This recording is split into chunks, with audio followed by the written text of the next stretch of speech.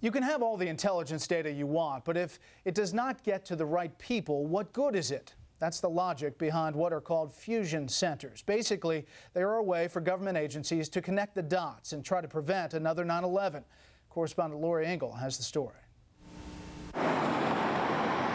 In this unassuming office in Des Moines, Iowa, federal, state, county, and city law enforcement agents are all gathered under one roof in what has become a model of intelligence sharing.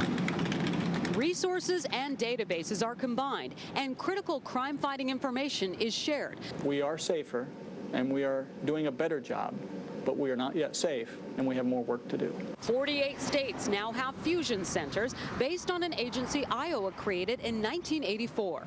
Iowa Director Russell Porter helped craft the idea to fill in the gaps of intelligence gathering that were discovered after the September 11th attacks. I think what we see today, even more so than what we saw then, is that this is really a global issue. The Chicago Fusion Center is inside police headquarters, where law enforcement agents not only help prevent terrorist attacks here at home, but share information in a global network. It's connected to open source suspicious activities that occur throughout the world.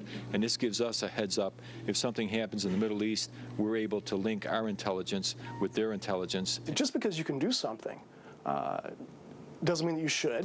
Ben Stone, executive director with the American Civil Liberties Union in Iowa, says his concern isn't so much with the main mission of fusion centers, but with how the information is gathered and that there is no political oversight. There's been a history in America of abuse by the intelligence community, by the FBI, of American citizens' rights and their privacy.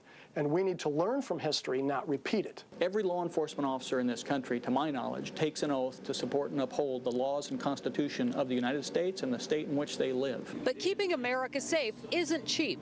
The federal government wants fusion centers to rely on funding from state and local homeland security grants. The problem, center directors argue, is that those local dollars carry restrictions on how they can be used. And security experts say that without proper intelligence gathering, we run the risk of taking a step back in time, back to the days before 9/11, when critical information didn't reach the people who needed it the most.